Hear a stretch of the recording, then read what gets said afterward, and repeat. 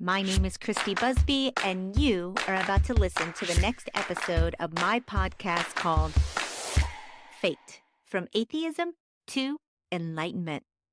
So come on in, join me. We're going to talk about it all, from atheism to enlightenment. Alrighty, guys, here we go. Get ready, and welcome to your F.A.T.E.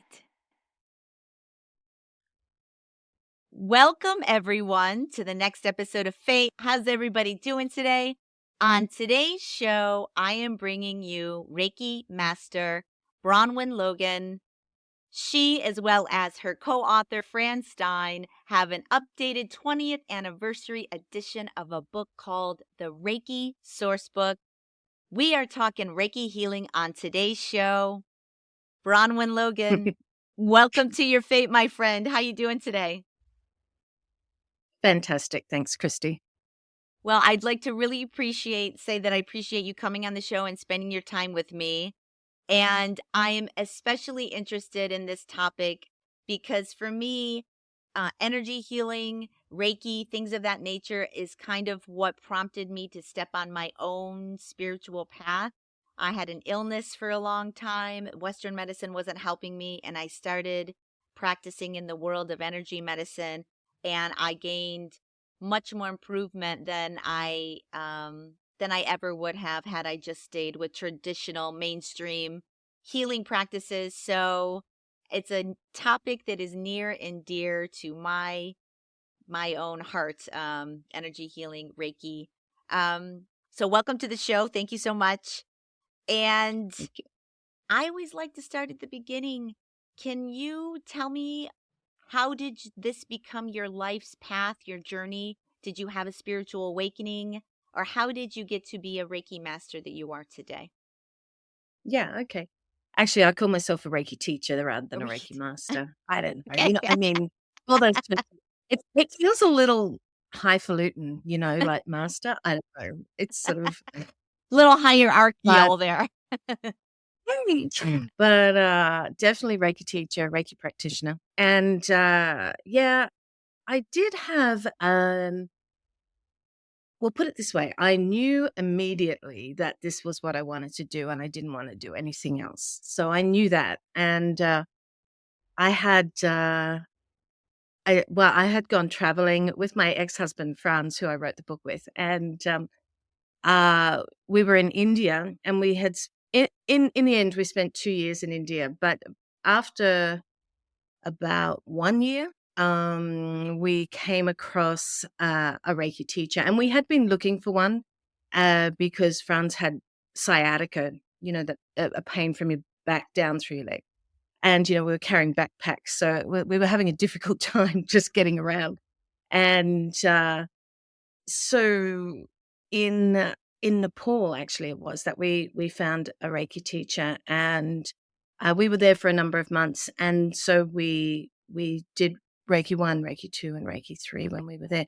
But from the moment I did Reiki 1, I just knew. It was just like this sense of, I didn't, before I had done it, I didn't know that I was actually even going to do Reiki 2 or Reiki 3. That wasn't really in my picture at all. But it just sort of really took me as something, because it's so empowering. The idea that we can actually do something for ourselves rather than having to rely on anybody or anything else, then that just reminds us of this inner power that we have for ourselves. So it was very exciting, and I really loved the idea of being able then to pass that on to someone else.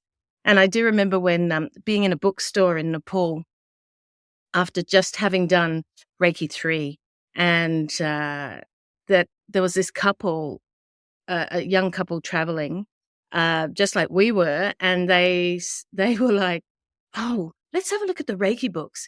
I wonder if we could do Reiki around here."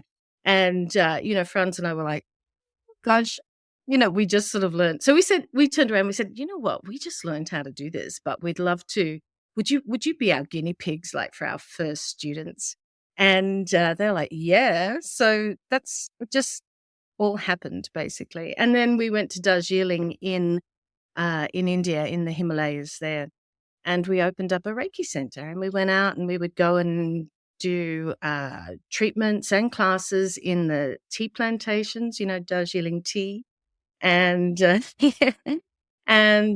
was really beautiful and a lovely way to be in community with other people as well. So coming into the community and supporting people who uh, wanted help and weren't sure how to do it. I remember doing Reiki treatments on people who had eye operations. So when these doctors fly in and they will go to a place that where someone doesn't where people don't have a lot of money, and they'll just do a whole bunch of eye operations in one day.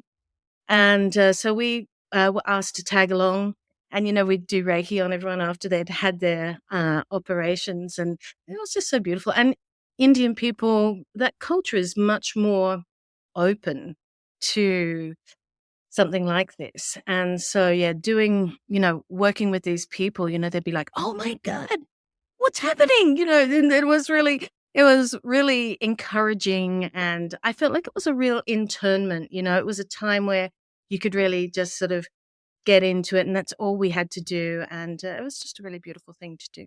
And then we came back to Australia, so yeah, and That then started a school here. that sounds like a beautiful life, you know? Practicing Reiki in India, healing people, like, what a journey. It sounds like it's been an amazing journey for you. Um, Yeah, for those out there that are maybe into spirituality but and have heard of Reiki and have heard of that practice, I mean, many it's I feel like things of this nature are becoming more and more mainstream, but there's certainly a lot of people out there that don't know what Reiki healing is or what it entails. Can you talk a little yeah, bit about what Reiki healing is, how it helps people, what its origins are, and things of that nature? yeah, yeah, sure. So, well, that's actually, look, I haven't got the new copy of the Reiki Sourcebook yet, but I've got the old one here. That's Okay. the old one. Okay. And it's 20 years, but the whole thing of this was that we had all these questions, and the questions that you just asked. So we had all these questions, and we wanted to answer them. So we were asking people, started traveling to different places. We ended up going to Japan because that actually is where the system is from, which we didn't know really when we started. And I so didn't know that it's actually either until I was like, "Oh, I didn't even know." Like, there's so much you don't know, but I'm sorry to interrupt. Go ahead. Go ahead. Yeah, yeah, no, absolutely, right? And, so, you know, uh, we in Japan, we got to meet a number of different teachers, but saying that, a lot of the teachers in Japan were teaching sort of like more new agey type practices, because the journey of it was that the man who founded it, his name was Mikao Usui, and he was born in 1865. And, he created it for himself, and then he was working on himself, put it that way, right? And so he developed um, these practices for himself, and then people were asking him how to do that. So he would then start sharing that and developing then the system again according to who he was teaching. So some people like doing meditation practice, other people might like chanting, other people, are more visual. So bringing in different elements to help different people to come into this space that he was in.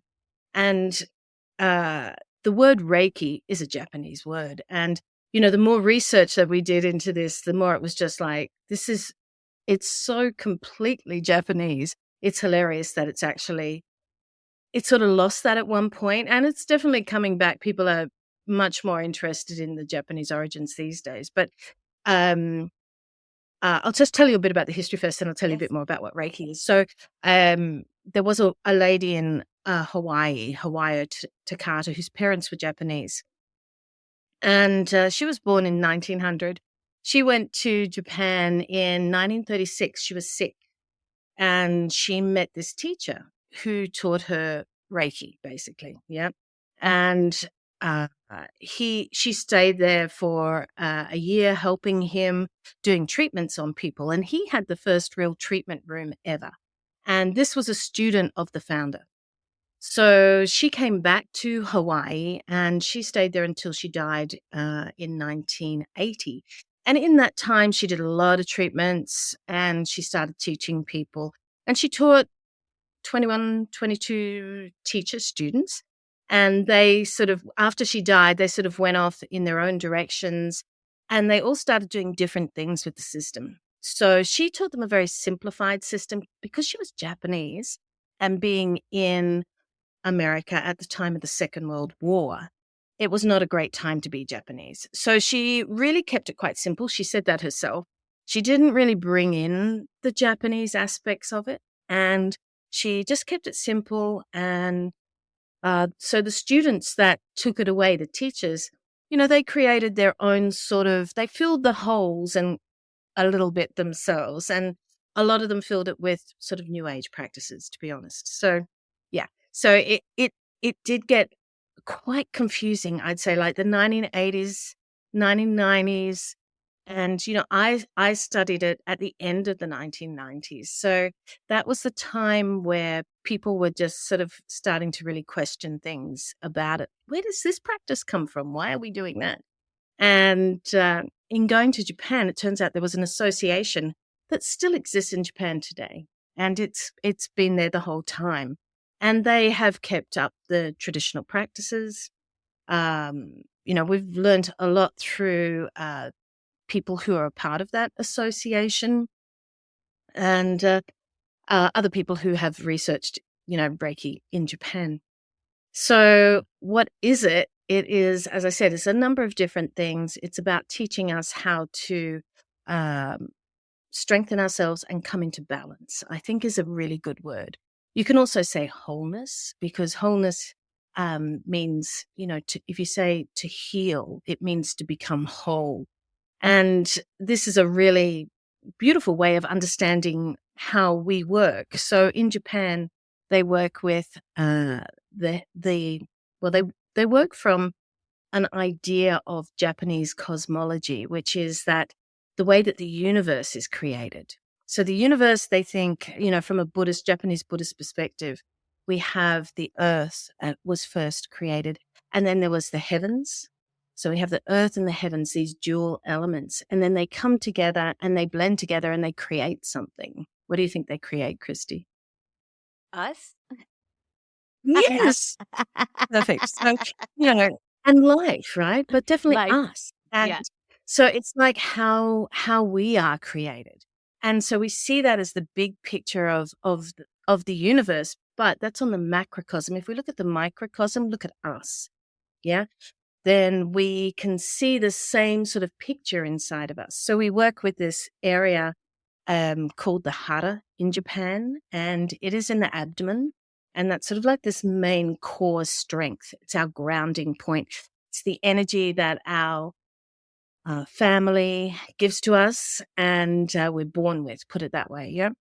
And so we have that. That's the earth. And then the heavens is the head. It's this lovely, spacious, open area that when we blend it together, so we have the heavens and we have the earth blending together, they come together at the heart. And the heart is then that mirror of the universe of us. And it's like the center point of us, our heart-based beings that we are. And I think that's a really beautiful way of thinking. And when we work with the system of Reiki, we are actually always balancing these elements together. So not necessarily from our mind, because if we were just working from our mind, we'd be unbalanced. So the idea is that we are allowing these elements to find their own way back into balance with each other. When we really sit in that healing space, we just allow that to happen. So it's a very internal practice, if you like. This is from a Japanese perspective, yeah? So it's a very internal practice. We don't sort of like try to make things happen. In fact, it's more like just the intention is always to be open to allow whatever needs to happen and allowing the body then to do that.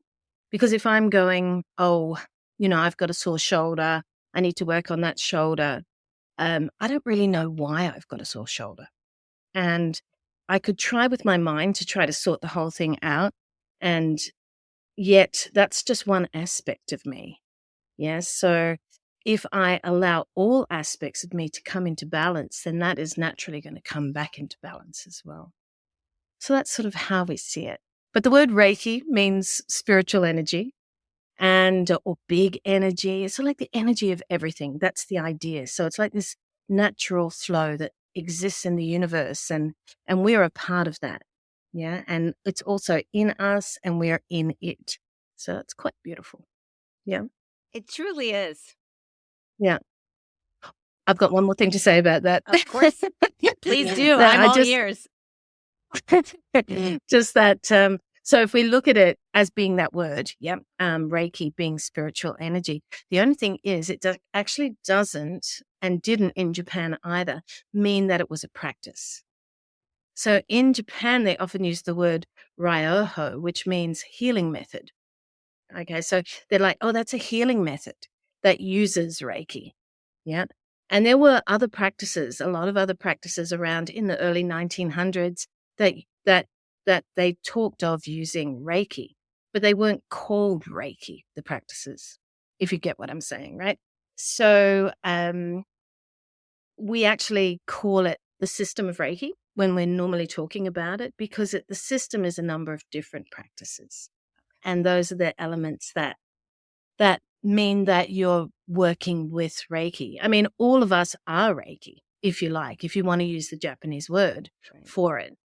But if you're doing Reiki, if you're practicing, then you are actually working with those different elements, which it's if you can see what I'm saying, like it's a bit of a different thing. So a lot of people will say, oh, yeah, I do Reiki. And what they're meaning is just that they're really connecting to their energy, which is wonderful, right? But are they actually doing this Japanese practice? Well, possibly not. So the system of Reiki is a number of things, and it's hands-on healing, which a lot of people know. Yeah. So the hands-on healing aspect, there's working with mantras and symbols. So these are all different ways of working. Yep. There's working with the precepts. So there's 5 simple guidelines that are given to live a good life. Yeah. And we actually see those precepts as being, if I could be those precepts. So for today only, do not anger, do not worry, be grateful, be honest or true to who I am, and be compassionate. If I could be those things in my life always, then I would be enlightened, because I would be in that space of pure energy just flowing, and nothing would be impeding that or restricting that. So so we sort of look at the different elements. So the hands-on healing, the mantras and the symbols, the meditations, and the initiation process, which is called Reiju in Japan. All of those things help us to become the Reiki precepts.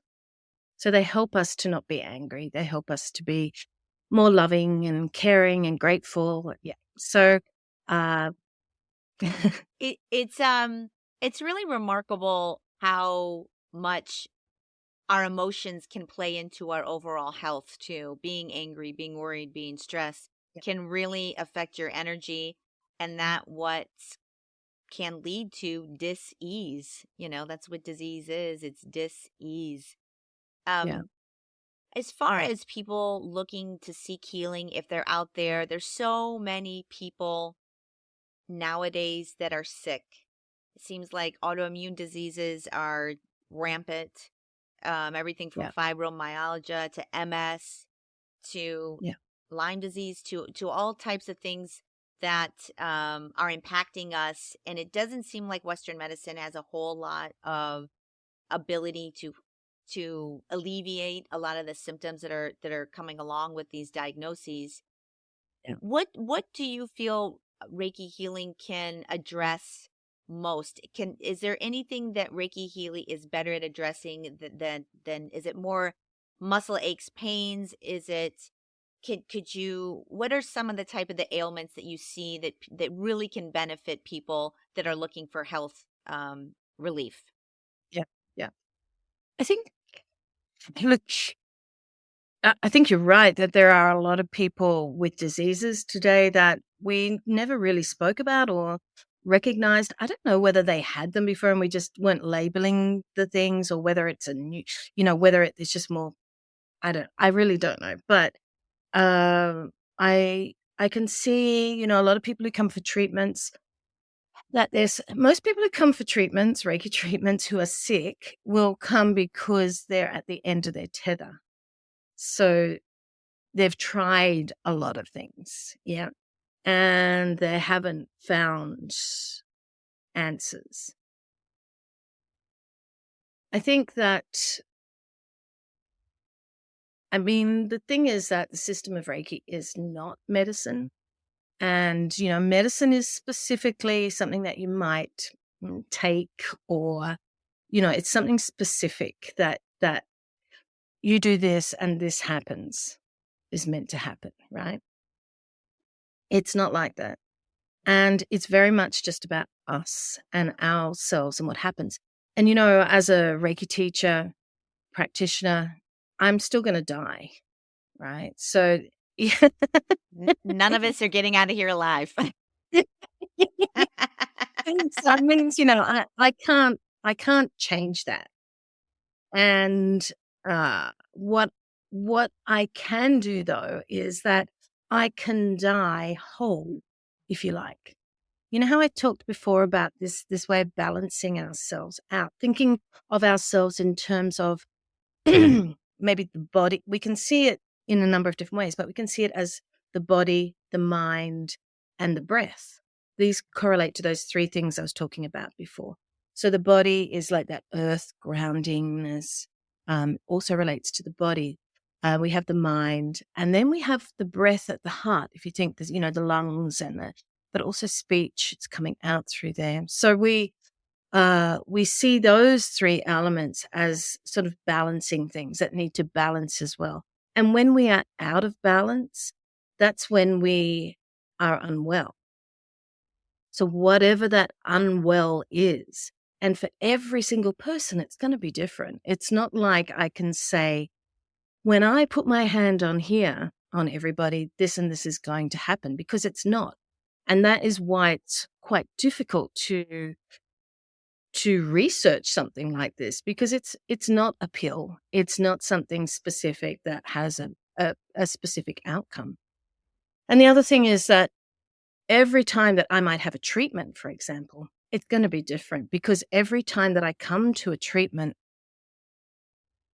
I'm in a different space. I've just read something in the newspaper, or someone's just said something to me, or I've said something to someone else, or so I'm always feeling different, and I'm never the same. There's never a moment in my life which is the same as another moment.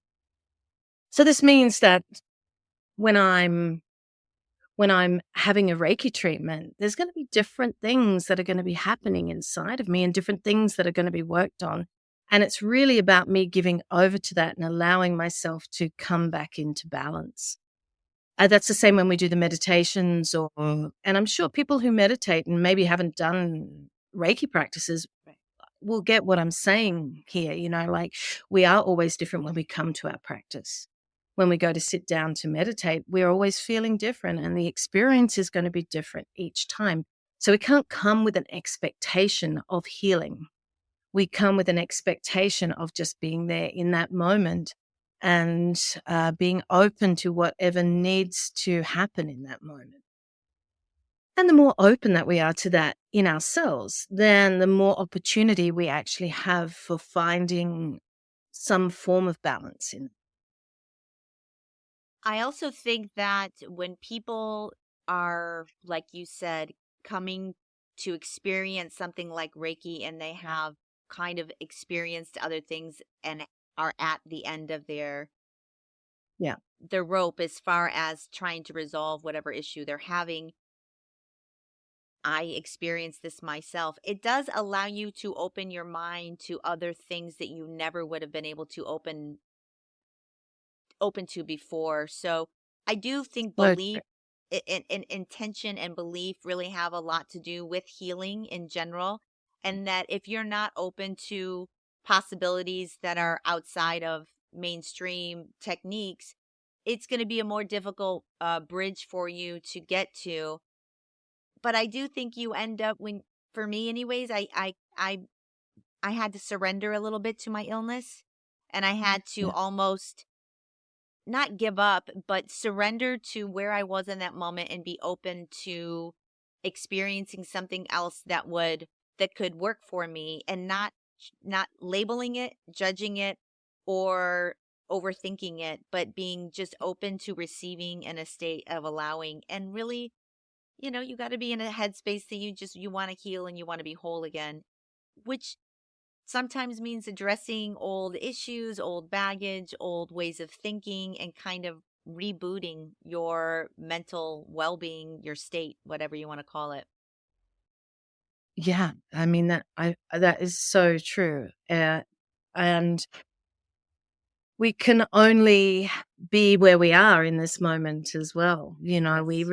We aren't anywhere else, and the acceptance of that, I think, is really important. Um, we may not be in the best space every moment of our life, you know, and so yeah, finding ways of, and there's lots of different ways. There are lots of different practices that you could do, as you say, with energetic healing uh, to support yourself. But I do find, and with belief and faith, I find that that is really powerful when it comes from inside us. It really is like much more powerful than people give it credit to it. Like the power of your Yeah. brain, our minds and our subconscious and our brains are so much more powerful. And when you truly believe it, you can kind of make the most magical things happen in the most, you know, metaphysical way. you I know, love it. it's I really love the word of fascinating. magic. Yeah. It's Because, magic. It really magic. is. Yeah. And people think, magic is something like with a wand and you make something happen. But in reality, everything about life is magical and each moment is magical because it's all so unique and different. Tapping into that feeling of that is something that is going to help you to really be appreciative and grow, that sense Yeah. of gratitude for the moment and what it is, and that it is totally unique. There is nothing like each second, and to be in that and to have that sense of joy in that moment, even if it's something that's shitty, even if it's Yes. something that's awful, but just knowing that, well, that is what happens, right? Because life is not like this, and Yeah. so y- yeah, It's what makes it's life gonna be, exciting, the ebbs and yeah, flows of um, life. We're here to learn and experience, and that means you got to experience bad and good. It can't be all, yeah, you know. no, It's how you learn and grow. How do you one of the things that your book talked about a little bit is the practice of self-healing. I didn't even understand fully that you could practice Reiki on yourself. I thought you had to yeah. be administered Reiki basically. I didn't realize you could learn the practice and administer your own self-healing. Um let's talk a little bit about the practice of self-healing. Amazing. I know, it's amazing. Christy, I sort of had a beginning thing like you when the first time, I mean, I studied lots of different classes eventually. That was sort of my thing. And, that's where the book came from, finding out different things. But the first class that I had, I didn't really understand that either. And I didn't understand the power of the precepts and, just these simple guidelines, how powerful that was. And I think just that there was this time where people thought that, Reiki was all about hands-on healing, Yes. treatments and on others. And then going back into it, realizing that it all sort of began with self-healing. And from self-healing, then it came out. In fact, there is a little manual that the association in Japan have, and they have this question and answer in the back of it with the founder of the system. And he says in that question and answer, he says, if you can't heal yourself, how can you heal others? I mean, we've often heard that before, but I think it's a really good point. If we're not working on ourselves, how on earth can we show up for other people? We Yeah. cannot. Even doing a treatment for other people, I'm going to bring my own crap into that treatment, right? Yeah. My own judgments. And, so I need to work on myself so that I can be a more whole, balanced individual to be there for other people.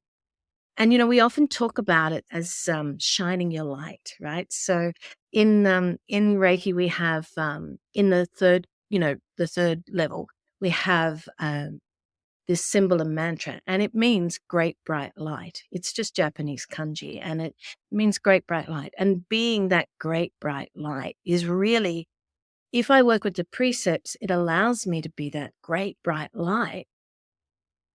And so I'm doing that for myself. But in doing that for myself, you're shining it onto the world around you. So we really want to be able to become that great bright light. And we can only do that through self-practice. So in the system of Reiki, we have a number of things. We have, like I said, meditations. There was something I forgot to tell you before. When I was talking about the precepts, there's also Japanese poetry. They used to use Japanese poetry in the early 1900s, which was written by the emperor and the Oh, wow. empress. And it's called waka, which means Japanese poetry or Japanese song. And it's the oldest form of poetry in the world, apparently. So it's quite short and it has a certain amount of syllables in it. But it's about nature, and they write them to help you find out more about yourself. Like there's these, in Zen Buddhism, they have Japanese koans, which are these questions that you sort of have to ponder. It's the same sort of idea. So you've got this poetry that when you read it, you think, well, it's quite simple. But then when you start to pull it apart, you start to find all this depth in it and meaning in it. And once again, it's about working on yourself. So like the precepts giving you guidelines, so working mentally, the poetry also gives you contemplative tools. And they used to include it in meditation. So you'd sort of go into a meditative space and then contemplate the poetry. In fact, the martial artists of that time, they used to go out on full moons, and they would, these big martial artists, and they'd go out and they'd recite poetry to the moon. I love So that, it's a though. very, I know, it's lovely. I It's love such a that. different sort of way of being with words. And the Japanese think that, words are very magical, actually, and that, they carry spirit with them, which is why we also have the mantras and the symbols. So mantras we can chant. Yep. We can also chant the precepts too. The symbols, we can draw symbols. So it's another way, it's a more visual way, a physical way of trying to tap into energy and to shift and move energy to bring us back into balance. And then we have hands-on healing, which, as you say, we can do that on ourselves. And we do it all the time. I mean, touch, Yes. is the most magical thing. Yes. And, if someone is upset, what do? We hug them, we hold them, we share that physicality with them. A baby, we hold a baby. If a baby isn't held, it actually has physical and mental issues growing up because things haven't come together for it. Yeah. As humans, we are physical beings, and we need to be together physically. So it's really tapping into the idea of that, once again, a natural thing, but bringing that into a practice. So certain ways of working with that and using that. Yeah. What do you feel like the future of medicine is? Because the more I am walking in this direction of spirituality and energy medicine and healing, I feel like Reiki healing, quantum healing, things of this nature is really eventually going to be what we Western medicine True. will be good for when you break your leg or if you need a heart transplant or something of that nature. Works great for that kind of stuff. But Yeah. for a lot of what seems to be ailing people today in this society, I feel like energy medicine is the best way to get dramatic healing without having to be like on an antidepressant for a long term, or maybe a painkiller for long term, or things that Western medicine can give you that mask symptoms but don't really cause true healing in one. What do you think the Yeah. future? Do you think we're heading in that? uh, What do you feel about that? It's interesting, isn't it? Yeah. When I look at how the body heals, and I think that's a really interesting place to start. So how do we heal? If I cut my finger, um, what happens, and or maybe I get a splinter in my finger. That's probably an even better one because there's something happening in there, but the body knows how to eject that thing, and it does certain ways of it's got little methods of doing that, like it'll create like pus around it to help it to push it out, and um when the body is healing, how it sews itself back together, and and it puts a little scab over the top to make sure that here's your little Band-Aid. You're going to be safe, and we're going to make it all good underneath there. And when it's time, the body knows to release that. I mean, it is phenomenal that we have these natural abilities to heal inside of us. And I think medicine probably could pay more attention to that. And look, I'm sure I'm no doctor, obviously, and I'm sure that uh, I feel like that the future of medicine is shifting and changing. I feel like they are paying more attention to things like that. Recently, I had 2 hip replacements, and I'm fairly young, but it's a hereditary thing that I had, and it wore away to the point that I was having trouble walking on both hips, and the the way that the surgeon worked was really unique. He came in through the side of the hip, and there is a scar that's about that long. And he didn't cut through any muscles or anything like that. He moved everything aside and fixed the hip, came back out, sewed it up, and I could walk straight after I had the hip replacement. I mean, it's It's amazing. absolutely amazing. And this is because he's in the olden days, they'd go in, they'd just slice through everything, and then it'd take you months to get better. And so it's a very, I feel like that we are appreciating the body more. We're appreciating the finesse of the body, and we're using the body's own ability to actually heal itself. And that is what the system of Reiki is about. It's about supporting that self healing. So, though, I'm sure that surgeon doesn't is not interested in the system of Reiki, but I feel like there are connections. I feel like there's some sort of understanding that we can do things better, and we can do things for the body we can stimulate the body's self healing rather than us actually, like the word you used before, and it was a good word. I've forgotten what it is, but where you cover something over, like a Mask the Panadol. symptoms. Yeah, We yeah. mask. Yeah. Mask the symptoms. Yeah. How do we really know what's going on when we're masking things? We don't, which is why we have fever, Yeah. because fever tells us there's something happening, and it also stimulates the body's healing system to get going. Yep. So, um, just having a better understanding of that. And I think I feel like the medical system is, it's moving into the future. I feel like they are definitely looking at the human body in different ways and finding ways to work with the body rather than against the body. Yeah. Yeah. Well, I I am hoping that the future of medicine does start to incorporate more of our whole bodies rather than just looking at us as the material that we are, the atoms, the Yeah. chemicals, and everything. That there is energy. We are energy. Everything is energy and consciousness. And to address our energy is addressing our health. You know, if your energy is off balance, that is going to be at the what lies beneath all, not all, but Yeah. a lot of ill health out there. Yeah. Do you feel like in order to be a really good Reiki practitioner, do you have or the need to be a little bit intuitive, to be able to tune into somebody else's energy, to be able to sense energy? I'm finding that some people are able to pick up on energy more than others. Do you feel like Mm. the Reiki practice needs somebody that is going to be a little bit on the intuitive side as far as being able to feel It's energy interesting. more? Yeah. I mean, if you look at people who come to a Reiki 1 class, yeah, you're going to get people of all different types. And some people come because someone has said to them, oh, you should, learn Reiki. It'd be really good for you.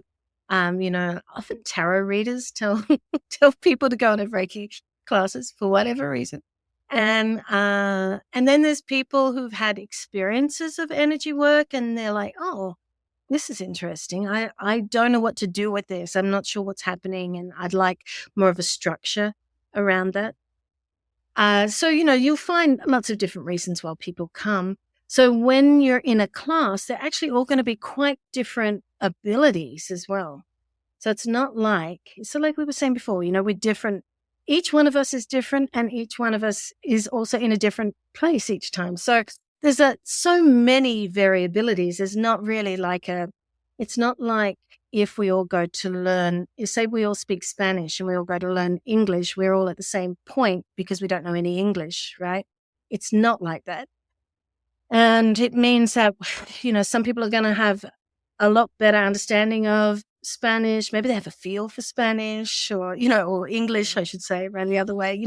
So it's just going to depend upon each individual. So you need to treat each person individually and think of them by themselves. Then it it can be difficult for people when they start comparing themselves to other people Mm, because then they're going to think, oh yeah, they're really good at this. I'm not very good at this, because the mind, our worthiness and there's a whole lot of stuff that can come into that. And it can actually bring that up as well. When we're working in this sort of practice, it can, our vulnerabilities can come up. And, especially in a class, people can feel, um, people might, it, we might, they might allow tender spots to be touched inside of them. And that can sort of, trigger things for people. So being very aware of each person as an individual and allowing each person to grow in their own way that they need to, it's going to be different. And also people come to classes with different reasons. They might be coming because their dad's sick. Yeah. yeah. Or maybe they're sick, or maybe they just love doing meditation practice and they're looking for a different way of doing that. Or so there's going to be lots of different reasons as well. So as far as intuition goes, yeah, um, I I would say that it just depends on the individual, and it's not. Once again, you were saying before, it's not good. The good and bad things. It's all a bit relative. It doesn't matter whether someone is more intuitive than another person in a way, because everyone's going to learn in their own time. And the more that we do it, the more that we can let go into it. I always think that the most important thing that you can do when you learn the system of Reiki is to let go, because we Yes. hold on to all these expectations about ourselves, what's going to happen, what people think. We have all these expectations, but if we can let go of that stuff, then we can just really be open to the experience and do whatever needs to be done. And you can call that intuition if you like. Fair enough. Fair enough. If people are out there looking, because I live in Los Angeles, so there's a lot of people that are working in the healing arts in the particular area that I live in. But Yeah. for listeners in general, if they're looking for a Reiki healer in their area, how would one find out whether, I'm sure not all Reiki healers are the same. Is there anything people should look out for in particular when finding a good practitioner in their area that would be able Yeah. to support them in Yeah, their yeah. healing? What types of I think things? we all have different things we like, So, for example, I might be really into crystals. Yeah. If I'm really into crystals, maybe I could find a Reiki teacher who works with crystals, for example. Yeah. But maybe I'm really into like a more I like cultural stuff. So maybe then you'd be really into finding out about the Japanese origins and excuse me. And just sort of going into that aspect of it more. And I think for everybody there's something because there are a lot of Reiki teachers out there and they tend to because it's an energetic practice. Yes, there are specific elements that we need to do. So, we need to have a hands-on aspect, meditation aspect, symbols and mantras, the initiation practice and precepts. That needs to be a part of it. Yeah. But apart from that, we can move into whatever area interests us. And I always say word of mouth is probably the best thing, to be honest, And because and I kind of love that. I don't think I quite understood till right this second, having this discussion, that you really can do the foundational things within Reiki, and then you can build on your own, what you resonate with the most as far as your own spirituality and what you are drawn to, and create not your own practice but your own way of being within that practice, which that's a beautiful thing right there, you yeah, I know. think so too. And, it has taken so many routes, this practice over time. And it's managed to survive through that. Yeah. And that's why I think just having that, like the groundwork, always having the groundwork, and not trying to, I thought that was really great what you said. You don't need to create like a new system. I think a lot of people are like, oh, yeah, I'm going to make a new system. Don't need to do that. I think it's very much informing people, keeping informed as to what you're doing. And, I teach the system of Reiki. It's a Japanese practice, but I really am attracted to I don't know what else. I mean, it could be anything, but, something else energetic. And I like to include that into my class, and just tell people what you do. Don't be ashamed, be open Yep. and be clear, be transparent. And people will be attracted to you according to what their own, interests are. Yeah, absolutely. Now, let's talk a little bit about the Reiki Sourcebook. What can Yeah. readers expect? Um, is it for all levels? Is it for practitioners mainly? What can readers expect from the 20th anniversary edition of this book? Yeah. Well, um,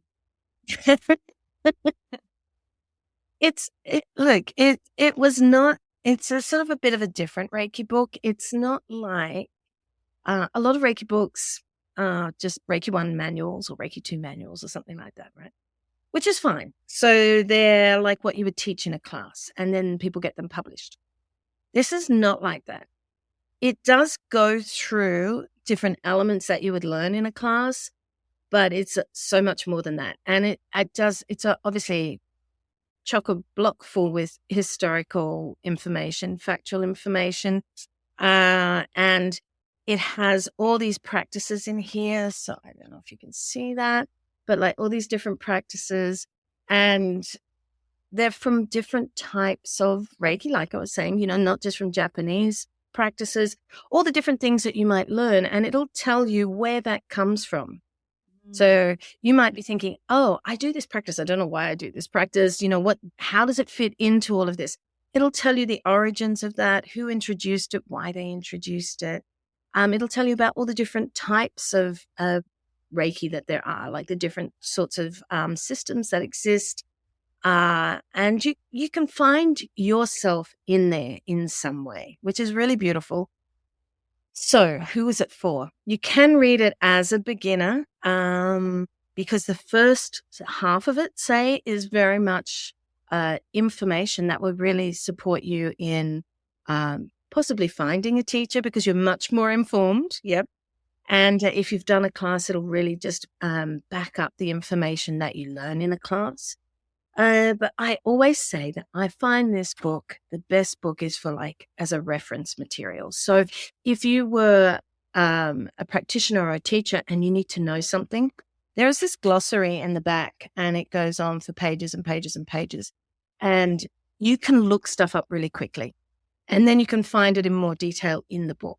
So that might be, different symbols that have been added into the system of Reiki, or different personalities that have taught within the system of Reiki and what they've brought into it. And not just from a Japanese perspective, also from a more Western perspective as well. So the idea is that it was a bit like an encyclopedia, I guess, but it's not written like A to Z. The glossary is, yes, but the book itself is more informative in a way than that. Or maybe it's like, I don't know if you remember this. I don't know how old you are, Christy, but we used to have this thing called the Encyclopedia Britannica. Oh, right? of course. Which Yes. was- For those, yes. Now, that was enormous, of course. But as far as Reiki goes, that was sort of the intention behind creating this, that you'd be able to find whatever you needed to find in here. And that it wasn't related to just what I taught or, that sort of thing. So it was a really different book. And that's why it's been, so many people have used it as that. And, it sits on people's bookshelves waiting to be pulled out to be something to be checked or looked up and I think it's perfect. I mean, Reiki is huge in LA. I'm sure it's huge in Australia, but particularly where I live, there's a lot of Reiki healers. There's very much there's a spiritual community here in LA that's pretty big. So I've met quite a few practitioners just along the way of my years being here in Los Angeles. So it's very popular, probably because it works. Things That's it. because it works, and as much as maybe mainstream science or mainstream people don't want to, are slowly coming around to it, at the end of the day, this type of healing is hugely beneficial for us. And I love the way that I wish that people had more time to truly contemplate Japanese poetry or question who we are or get involved in the interior of one's mind to be more philosophical. But we live in such a highly distracted world that it feels like nobody has the tendency or the inclination to really sit within themselves. And energy healing, energy work really gives you the opportunity to like put a different head on your shoulders and kind of look within rather than worry about all the exterior things that we have going on in our lives from the day to day. Well, interestingly, I mean, you talk about Japanese poetry. I actually have, there's a book here and it's called Bridge on the Shikishima Way, 100 Poems by Emperor Meiji. So this is the emperor who wrote the poems that Mikao Sui used. And this is translated by an American man and he's 92. Oh, and I know, and he's been doing it for like 30 years. And like some of the poems, he said it would take him like 1 year to be able to translate one poem that's five lines long, right? And he's also got a book for the Empress as well, which I have. It's a beautiful book too. So, that I think there's something in us, we pulled away from a lot of these things, and we didn't have good translations either. A lot of the translations, in fact, I'd say most of the translations that have existed up until now have not been great because the Japanese language of the early 1900s was written with different kanji, the writing, and it was much more complex than modern Japanese. So modern Japanese people can't really even read the old Japanese. interesting. So it is quite difficult to get really good translations. And he's got these beautiful translations. They're the official translations of the poems, the official English translations. So, I think it's beautiful that people are coming back around to that. And I love practicing that. And in fact, I have a course on my website, which is Reiki with Bronwen, and it's called Waka Wisdom. Waka is the Japanese poems. And it's 21 days of contemplation through poems. Oh, I love I will put that Yeah. in the show notes so people can like have access to that if it resonates with them because I love that. Do Yeah, it is really beautiful because it looks at like it gives little history each day, gives a new poem each day. It gives a recorded meditation on that each day and thoughts to, things to think about to go deeply into each of the poems. So I yeah, love it's that. beautiful. What's your website one more time?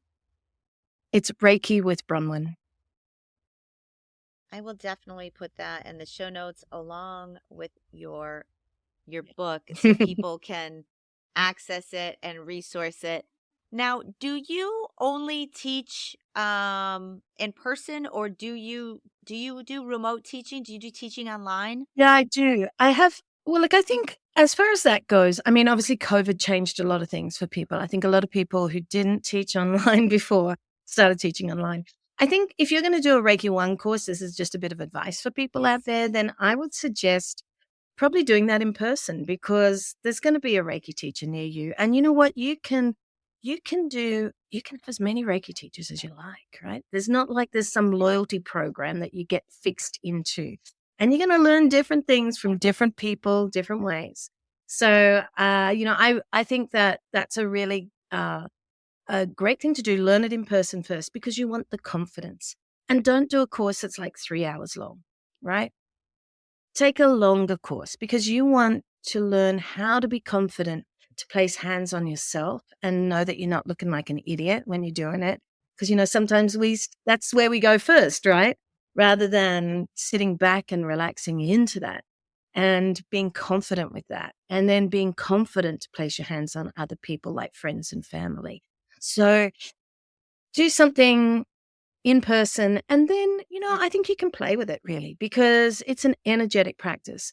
For example, every Friday in Australia, it's Thursday elsewhere in the world.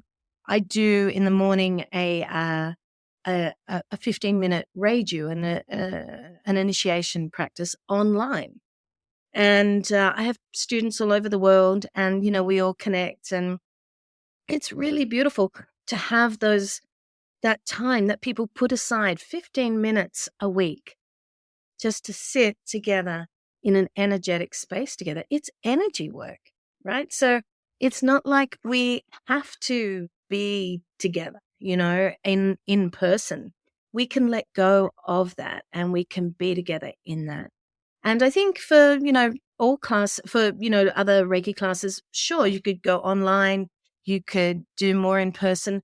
You can try everything out and see how it works. I mean, one of the main things that we work with within the system of Reiki is distance healing. And the whole concept of that is that the person is not there with you, right? So, I mean, it's a part of the practice that we believe that we are all energetically connected, that we all exist and shift and move together in this world. And I talked at the very beginning of this about, being the universe. So we have the universe, but we are a part of that universe. We're not something separate and outside of it. Yeah. So we exist within that universe and we all exist in that together. And there is this ultimate interconnectedness that just exists that we just are. And, if you're feeling bad, Christy, and we're chatting together, I can feel that, that's just Yeah. normal. We Yeah. feel this, we know these things. And there's so much that if we let go of expectations, that letting go again as well. If we let go of all of that and just be with each other, it doesn't matter whether we're in the same room together or on the other side of the world. Yeah. It's so, So so true. true. We are We are. absolutely connected. And I think that is maybe one of the biggest hurdles when it comes to remote healing that people seem to really start understanding.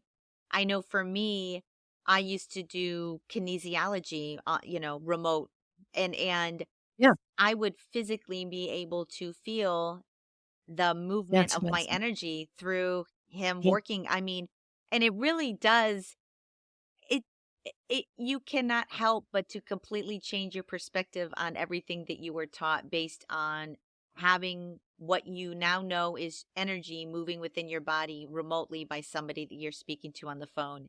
You just it just switch. You automatically go, oh yeah, I really don't know what's going on. There's lots of stuff that I don't know. And as long as you can be open minded to that, like, you know, it can really change your whole existence, open your, for me, walking into spirituality and coming into all these different concepts of energy healing and spirituality and plant medicine journeys. And there's so much out there. It's really broadened my perspective on everything in my life. But I'm always in healing. I feel like I'm always in a state of healing. I'm always Yep. looking for new ways to heal. So, Yeah. I'm really grateful that you came on the show today to talk about Reiki healing, because it is something that absolutely works. It will not only heal your body, but open your mind to new ways of living in the world, which is also, I Yep. think, a beautiful thing. Absolutely. Yeah. If Thank you. You're welcome. Thank you for coming on the show.